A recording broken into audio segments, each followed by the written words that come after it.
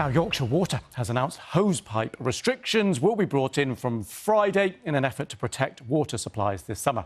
The organisation said the region had experienced both the driest and the warmest spring on record this year. And while there had been a higher demand for water, leaving reservoir reserves lower than usual. Jonathan Brown is at a reservoir in West Yorkshire tonight.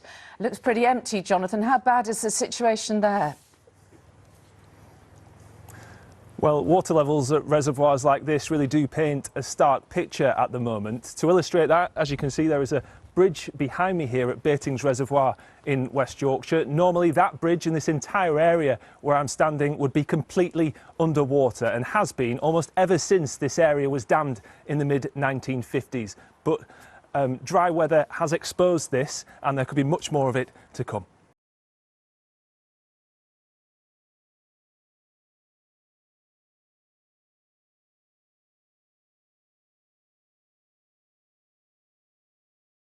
And with temperatures increasing through the course of this week, it looked as though we're in for our third heat wave within a month. Join me for all the details coming up a bit later in the programme.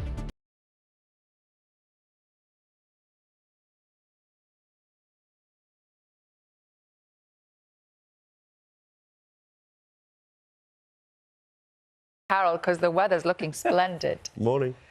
Good morning, both. Good morning to you too. Sal is, of course, right. The weather is looking dry for many of us today. If you're crying out for rain, this is not good news, of course.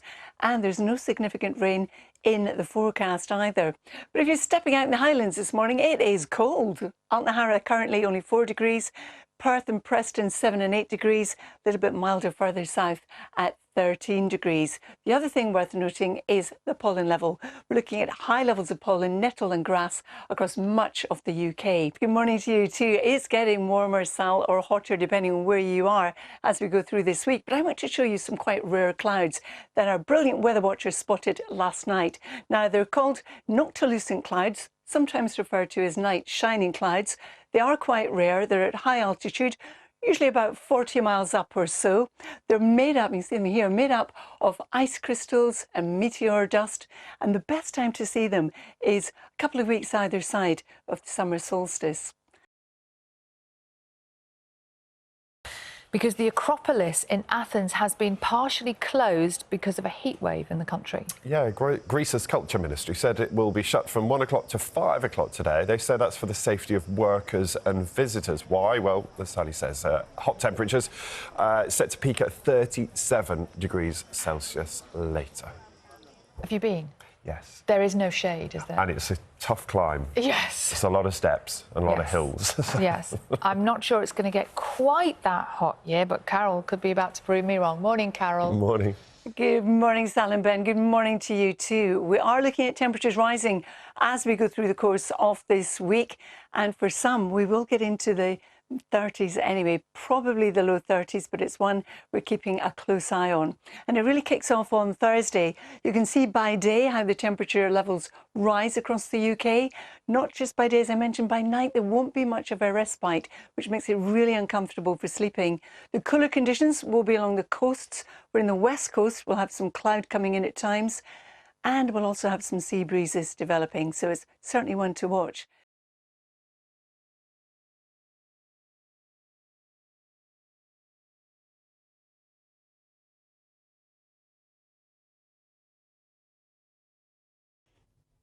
Hello. The next notable spell of sustained hot weather is waiting in the wings, but already things warming up across the capital and some beautiful scenes. This was the scene along the canal earlier this morning. Yeah, you're absolutely right. It's absolutely beautiful, Luce, at the moment.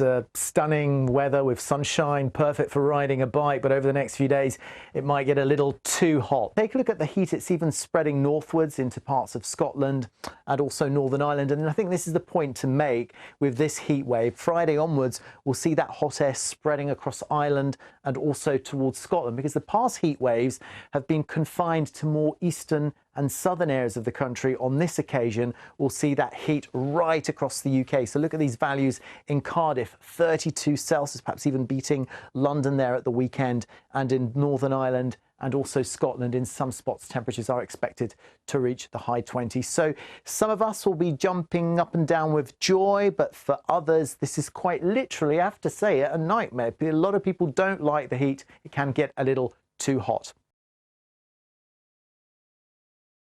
Hello there, and a very good evening to you. These little ones will want to be preparing themselves for another heat wave on the way. It is getting warmer each day. Tomorrow, a little bit more cloud, which might ease things off a bit, but it does tomorrow mark the start of some warmer nights to come as well. And here you go, you can see it, those temperatures coming up into the 30s as we get to Thursday and into the weekend as well. Not quite as bad as it was last week, but still warm, if not hot.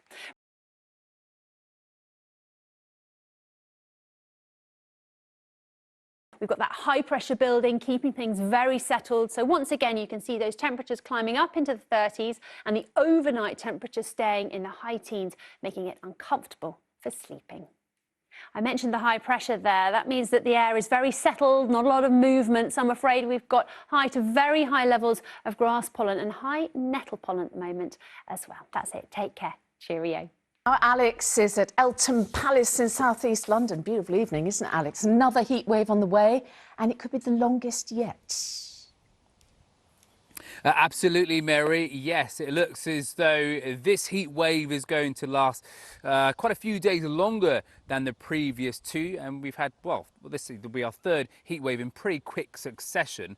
We're expecting temperatures to get into the mid-30s, which we'll take a closer look at in just a second. But let's take a look actually at the air mass sequence. And you can see as we roll that, the warm colours certainly head quite far north, and I think that's what's going to be different about this heat wave, is that the previous one was very much focused down towards the southeast, but through this one we're going to see temperatures touching 30 degrees in the north as well, and that may be welcome because temperatures there have certainly been on the cooler side over the last few weeks or so, but certainly in the south it certainly is starting to feel quite normal that we're seeing these kinds of temperatures pushing into the 30s. That really is going to be bookended by actually their warmest start to Wimbledon. On the 1st of July, we saw temperatures up to 35.8 degrees Celsius. As we roll through towards the weekend, of course, it's the final for the ladies on Saturday, the men's on Sunday, and it looks like temperatures are going to be way up there. Right, let's take a look at the forecast right now. Well, as we head through the next few days, certainly the settled weather really is the main theme that's going to run through the next few days. Hardly any rain in the forecast whatsoever, and just prepare for some of those night times to be quite uncomfortable as well. Well, that's the way it is looking here at Eltham Palace and Garden this evening. Very fine evening here, still feeling pretty warm, and it's set to get even warmer as we head through the next few days. Top temperature of 32 expected by the end of the week. OK, Alex, thank you.